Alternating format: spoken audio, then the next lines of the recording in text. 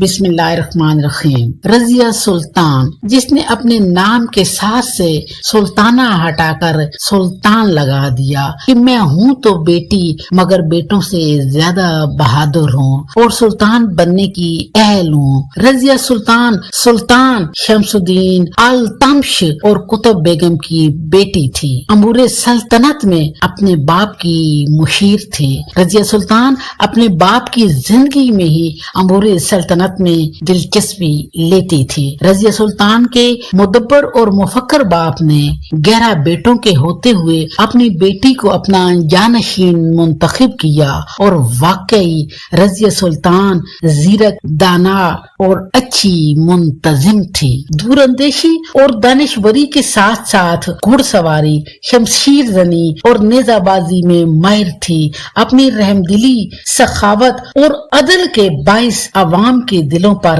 راج کرتی تھی۔ رضیہ سلطان نے کئی ہسپتال اور اسکول بنوائے۔ اس نے ملکی معیشت کو بہتر کیا، فوج کو مضبوط کیا اور مذہبی رواداری کو رواج دیا۔ مولویوں کو عادل نہیں، مذہبی روادار نہیں بلکہ چندہ دینے والا اور مذہبی متعصب حکمران پسند ہوتا ہے۔ مولوی ہمیشہ قابل اور روادار ہستی کو تعصب کا نشانہ بناتے ہیں۔ یہ عوام کی بد نصیبی ہے کہ خود اپنے قابل افراد کو سازشوں کا نشانہ بناتے ہیں۔ یہ بھی مولویوں کی سازش کا نشانہ بن گئی۔ مریم نواز شریف کی بڑی صاحبزادی ہیں اور ہماری موجودہ وزیر اعلیٰ پنجاب ہیں۔ یہ بھی قابل، مدبر اور زیرک خاتون ہے۔ اللہ سے دعا ہے یہ پاکستانی عوام اور خصوصاً خواتین کے لیے مسیحا ثابت ہوں۔ اللہ تعالیٰ مریم نواز کو اپنی حفظ و امان میں رکھے، آمین، اور شیطان کے چیلوں اور اگنے والوں کی چالوں سے محفوظ رکھے، آمین۔